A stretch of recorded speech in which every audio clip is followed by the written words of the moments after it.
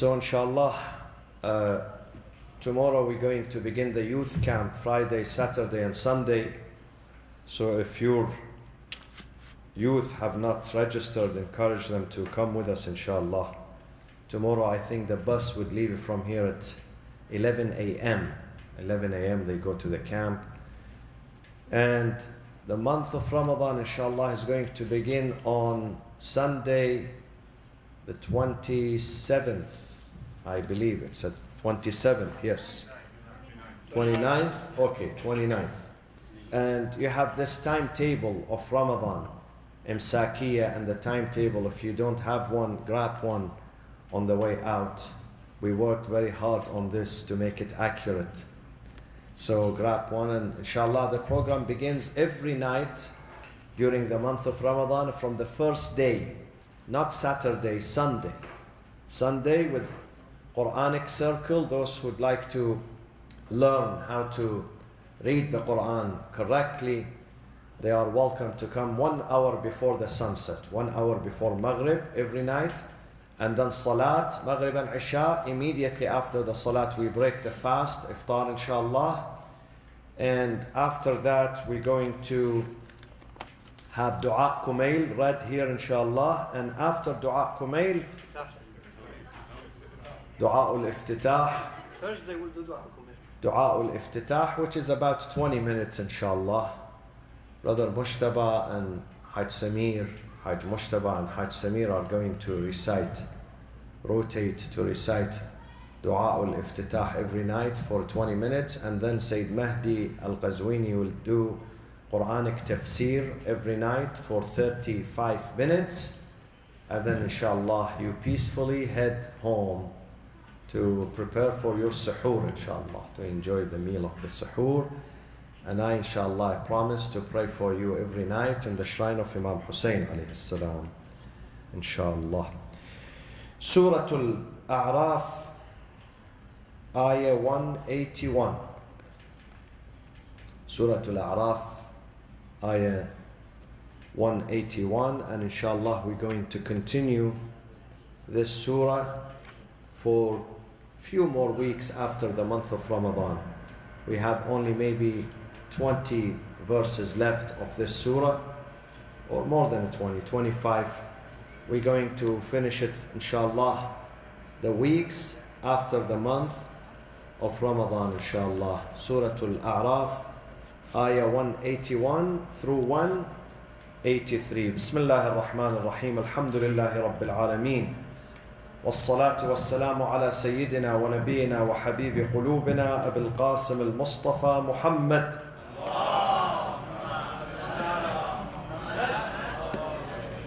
وعلى أهل بيته الطيبين الطاهرين المعصومين الذين أذهب الله عنهم الرجس وطهرهم تطهيرا. أعوذ بالله من الشيطان الرجيم. بسم الله الرحمن الرحيم.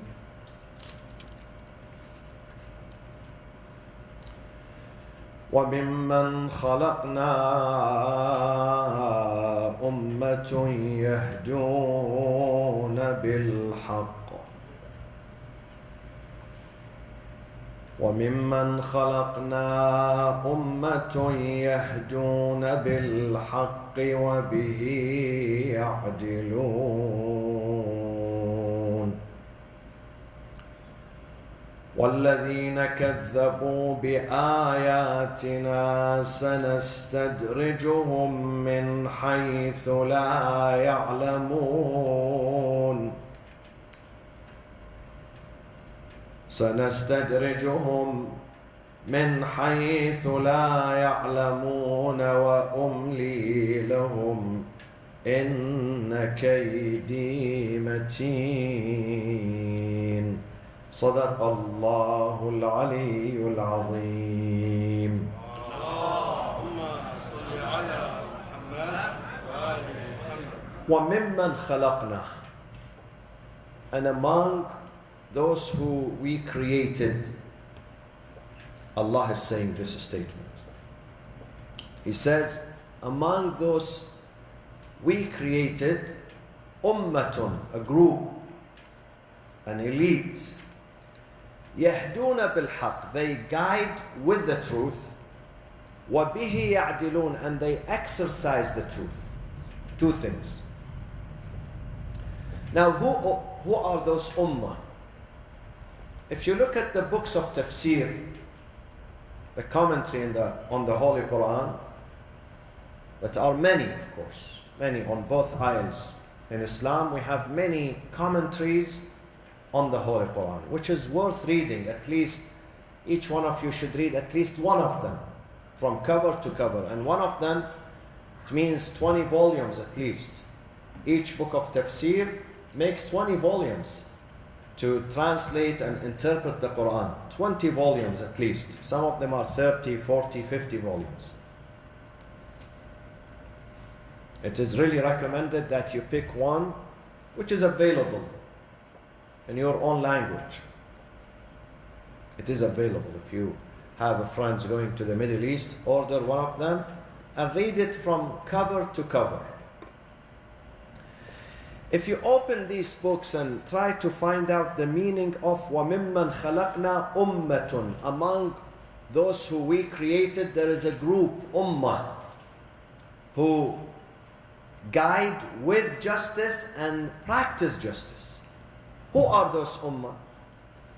Some mufassirin, exegists, they say this ummah are the followers of all the messengers from Ibrahim alayhi salam, Nuh and Ibrahim and the Anbiya who came after Ibrahim, and Moses and Jesus and Muhammad sallallahu alayhi wa sallam.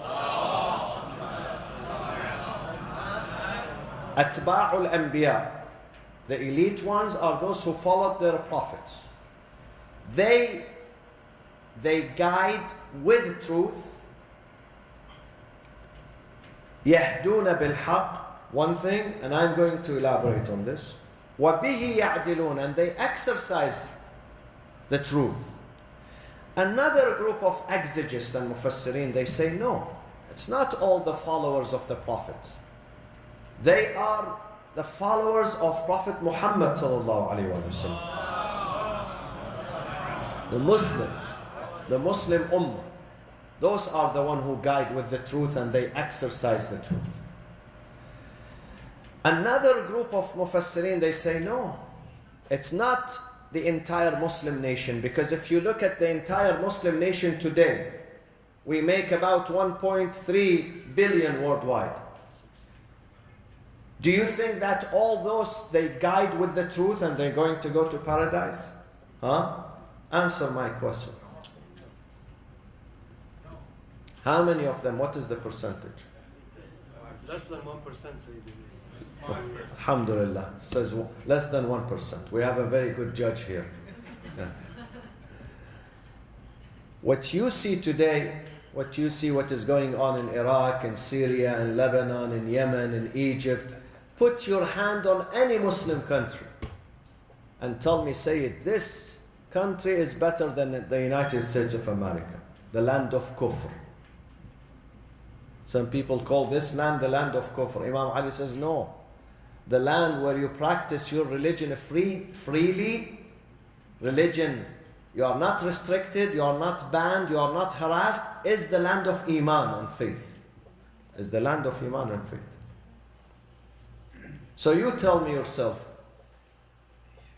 where can you practice your Islam and your faith freely, without intimidation, without pressure? Where? Nowadays,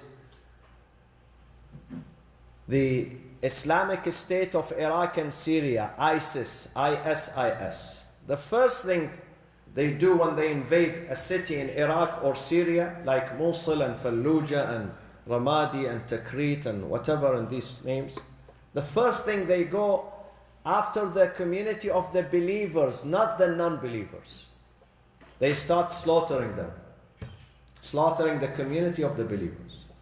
First thing they do, they bomb the masjid, the Islamic center, place of worship. This is exactly what they do. And they call themselves, we are implementing Sharia, Islamic Sharia. We are implementing this book, the Holy Quran. I was reading their report. They issue an annual report. I was reading it this morning, 400 pages. They have a report of their achievements.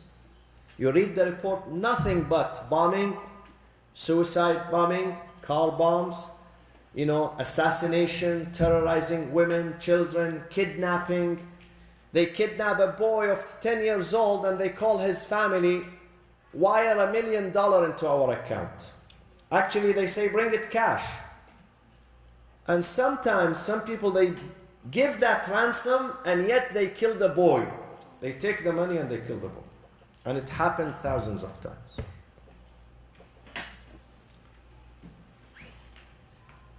This is what is happening. So, not all Muslims are going to advocate truth and justice. This is very clear for us. Not all Muslims.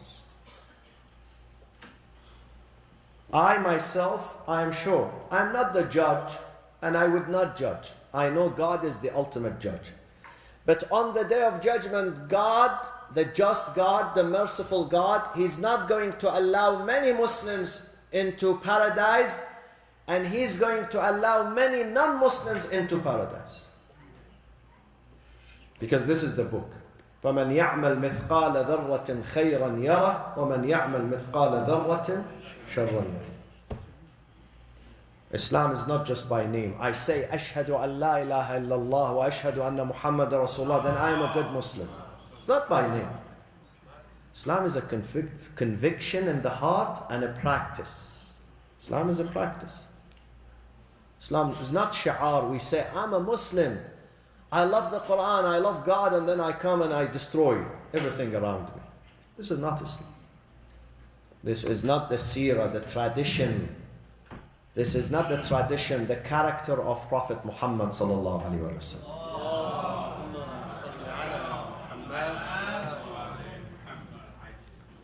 Real Islam is when you bring the smile to those who have been disenchanted. Real Islam, when you bring relief to a family, to an individual, to someone who is distraught, to someone who is confused, to someone who is lost, to someone who is abandoned.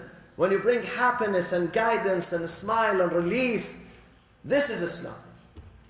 This is an act of worship.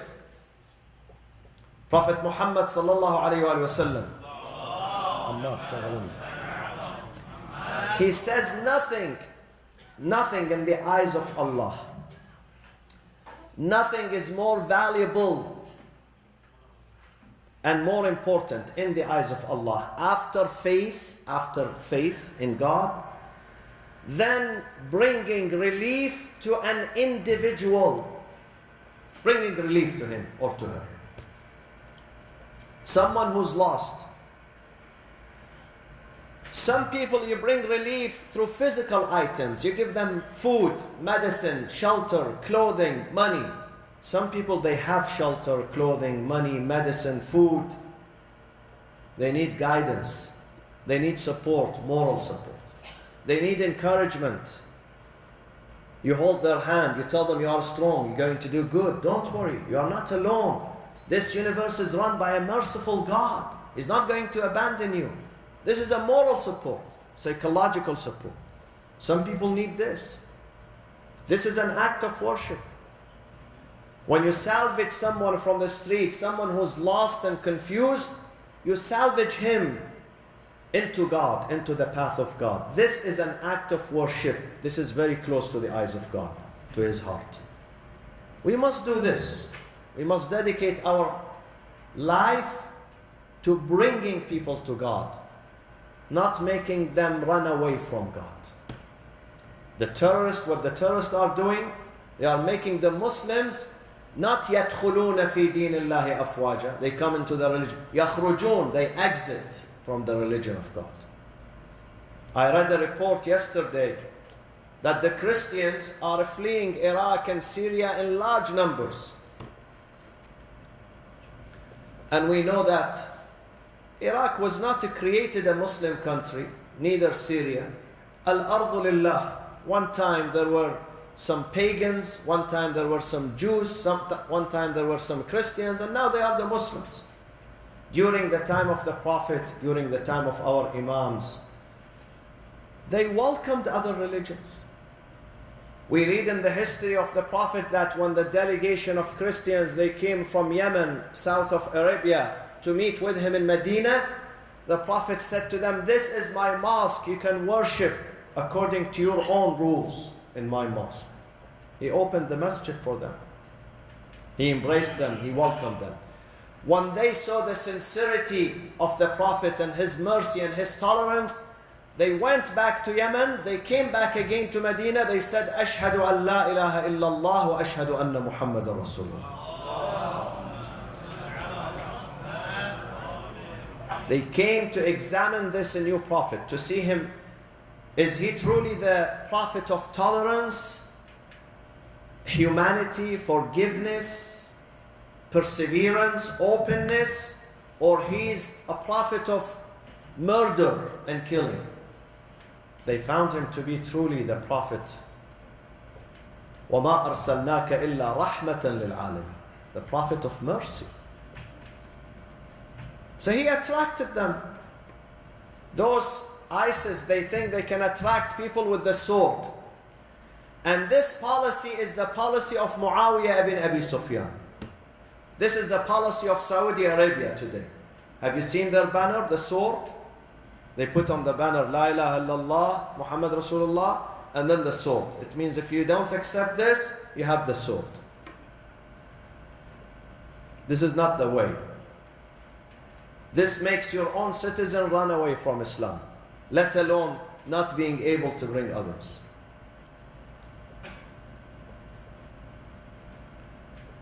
We have to change this. We cannot change the whole world, but we can change ourselves and our families and our communities. We can do that. If we strive, وَالَّذِينَ جَاهَدُوا فِينَا, those who strive, they succeed, Allah says in the Quran. So, who are those nations وَمِمَّنْ خَلَقْنَا أُمَّةٌ يَهْدُونَ بِالْحَقِّ? Who are those who guide with the truth and they exercise justice? وَبِهِ يَعْدِلُونَ. Two things. When they guide with the truth, not with falsehood. There are many entities, many doctrines. They say we want to guide you, but they don't guide you, they misguide you. Many individuals, they say we want to guide you, but they don't guide you, they misguide you. You have to be smart. We don't run after any person who says, hey, I'm here to guide you, I'm here to bring you salvation, I'm here. We don't do that. We have to be smart. There is only a smaller group who really guide you with justice. يَهْدُونَ بِالْحَقِّ.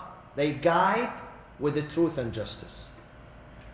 And those are, according to the elite of the elite nukhba, the elite of the exegists, those who translate and comment on this book, they say this group, this ummah, are Muhammadun wa alu Muhammad alayhi salatu wassalam. The Prophet of Islam and his family, his household, his descendants, the 12 Imams after him. Those are the ones that they don't look at their own narrow interest, they look at God first. My friends, no matter how religious we are and pious, at the end of the day, there is a small residue here in the heart that I consider myself sometimes. I consider my own interest first. No matter how pious and good I am, at the end of the day, sometimes my nafs, my soul says, Moustafa, judge for yourself, don't judge against yourself. It's a very, very big challenge that we have inside. Yes, sometimes we speak about the truth, but when it comes to us, I have a dispute with someone, I judge for myself against that person. The only people who do not judge for themselves, they judge for God, and they observe God in every deed, every motion, every action, every statement, is a Prophet Muhammad sallallahu alaihi wasallam and his family, Ahlul Bayt.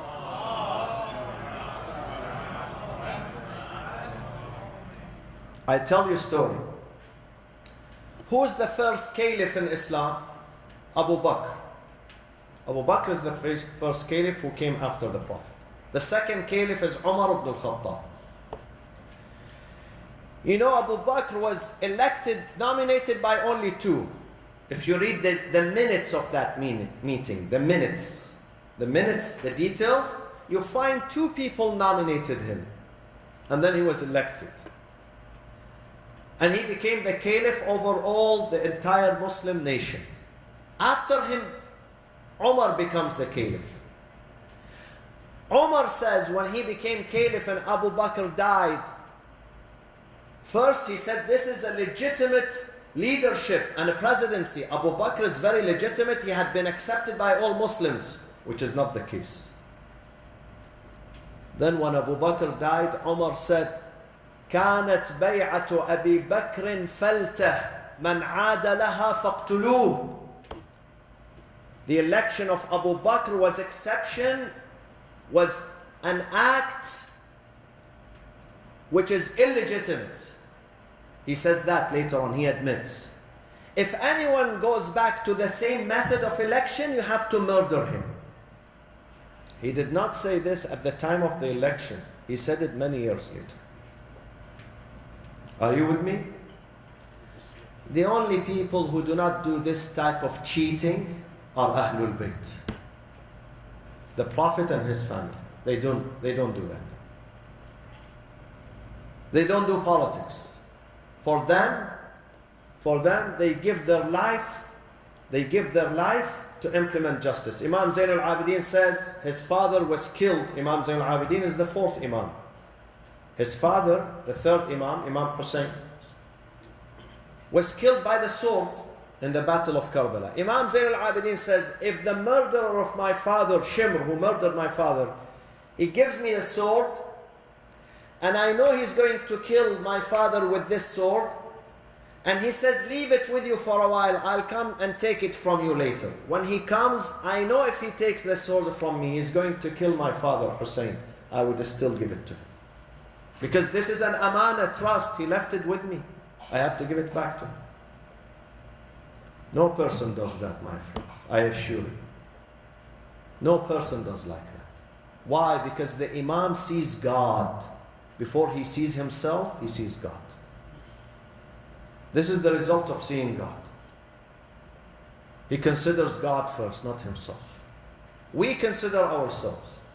If Islam works for me, then Islam is a good religion. The day Islam is not working for me, no, Islam is not a good religion. This is how we deal with religion. Religion is beautiful when it works for me.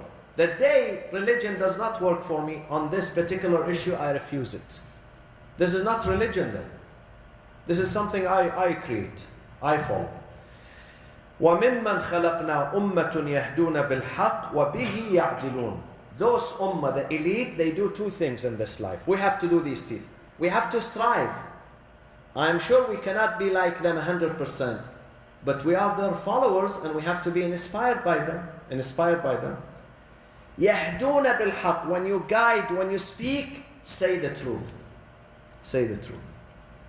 Sometimes we lose things in the beginning. But if I keep saying the truth, at the end, I am going to be victorious. Imam Ali alayhi salam says, nothing better than speaking the truth. Imam Ali alayhi salam says, لا يذوق أحدكم حلاوة الإيمان. No person can taste the sweetness of faith. Faith is sweet, but not anyone is entitled to taste that sweetness of faith. Some people, they taste it, some people, they don't. They think they are faithful, but they don't. See, motherhood is sweet. Motherhood is sweet. All mothers, they taste that sweetness? No. Some mothers, I read in the LA Times today, I read in the LA Times that yesterday a mother brought her baby to Pomona Valley Hospital and she said, take this baby, I don't want it. She dropped the baby. She left it. So for her, motherhood is not sweet. Otherwise, she would not abandon her baby. Motherhood is supposed to be sweet, but is it really sweet for all mothers? No. Maybe some of them, maybe many of them, but not all of them. Same thing with faith. Faith is sweet, but all people who claim to be faithful, they taste this sweetness? No, only few. Only few of them. Imam Ali says, you would never taste the sweetness of this faith. میفرمایند شیرینی این مذهب و این دین را نمیتونید بچشید مگر لا يذوق أحدكم. Beautiful Imam Ali. I'm crazy about this man. When I read him, when I read his statements, I lose my brain. I get intoxicated. No one can put together these sentences because he believes in what he says. He believes. Because he practices what he preaches. Imam Ali. لا يذوق أحدكم حلاوة الإيمان.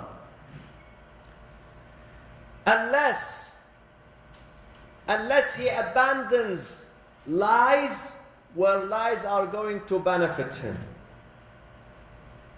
And he speaks the truth when the truth is going to hurt him. Beautiful. میفرماید کسی نمیتوند شیرینی مذهب و دین را بچشد مگر اینکه حق را بگد، حرف راست را بزند در جایی که این حرف راست به ضررش تموم میشه و دروغ نگد در جایی که اگر دروغ بگه نجات پیدا کنه، ولی باز باید حرف راست را بزند. This is faith. This is faith. Faith is when you speak the truth even though you know this truth is going to hurt you. You're going to end up in a prison maybe. In a prison. But you still speak the truth. And you don't lie even if you know that in the court today if you lie, they're going to release you. They're going to forgive you. Still you don't lie. Why? Because maybe you benefit momentarily now, today, this week, this month. In the long run, you're going to hurt yourself when you speak the lies. You're going to hurt yourself. In the long run. Like the smokers. Some of the people, I tell them, don't smoke. He says, no, Sayyid, look at my health, alhamdulillah. My lung is better than your lung. And he enjoys the smoke. He does this. I tell him, maybe your lung today is good. In the long run, you're going to damage it. After 10 years. After 20 years, you're going to damage it. Maybe now in the beginning, there is nothing wrong with you. In the long run. Amir al-Mu'mineen says, in the long run, lies is going to damage you and knock you down. So don't do that. Don't do that from the beginning. Stop it. Stop it from the beginning. Say, this disease, I would not allow it into my heart. I want to keep my heart clean and nice.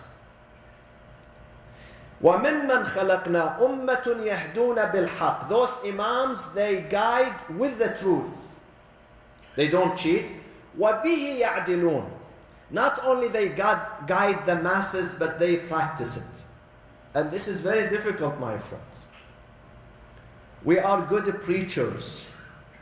We are very good preachers. But are we good doers? We practice. We practice what we preach. This is the problem. The imams, they do practice. Again, Amir al-Mu'mineen Ali ibn Abi Talib says to his companions, he says, I never told you to do something good, but I was the first one to do it myself. And I never told you not to do something bad, but to be the first one who did not do it. Some parents tell their kids, don't drink. But the father drinks secretly. Don't do drugs. The father used to do drugs. Go to school. Be good students. The father himself is a dropout. He didn't go to school. Doesn't work. The son tells him, Daddy, you are cheating on me, lying. You go correct, fix your problem first. If the father tells his son, don't lie, and he lies, you think the son is going to accept that from him? Some mothers, they say to their daughters, I want you to be conservative, I don't want you to date, I don't want you to do this, I want you to fix your hijab. But the mother herself, she has a problem with these things. The mother herself. We can't ask people to be good and we don't practice it ourselves. Doesn't work this way. Does not work.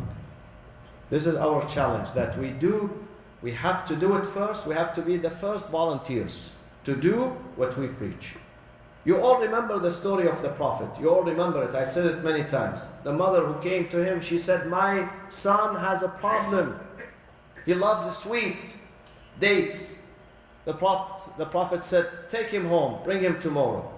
She brought him tomorrow. The Prophet said only one sentence to him. Son, Bunay, don't eat dates. The little son said, Bala ya Rasulullah, of course, whatever you say.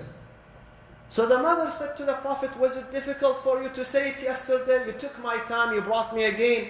The Prophet said to her, yesterday I had some date sweet in my stomach. I had eaten it before. I could not tell him, don't eat while the sweet is still in my stomach. Today I didn't eat sweet. I refrained, so when he listens to me, he would accept that. There is a difference between the tone of someone who speaks the truth and someone who tells lies. Even in the tone. Imam Ali says, when someone lies, you can tell from his face and his language and his tongue. You can tell. You cannot hide it. You cannot hide it. وَمِمَّنْ خَلَقْنَا أُمَّةٌ يَهْدُونَ بِالْحَقِّ وَبِهِ يَعْدِلُونَ. And inshallah the rest for inshallah when I see you after the month of Ramadan, inshallah ta'ala, we continue. But I really urge you to be here in the month of Ramadan. It's a month of nourishment. Not nourishment for the stomach, nourishment for something more important than the stomach. We have something above the stomach here. The ruh, the heart. We need to take care of it. We need to feed it.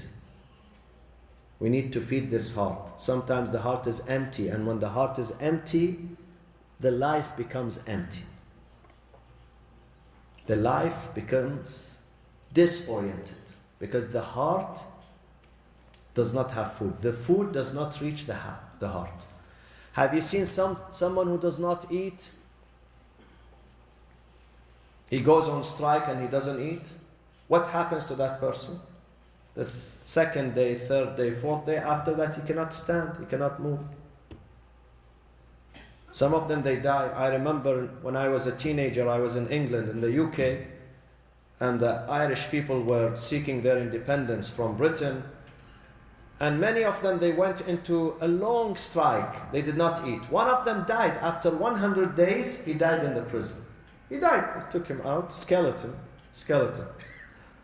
I saw the picture at that time, more than 30 years ago. If we don't eat, we die. If we don't receive the maw'idah,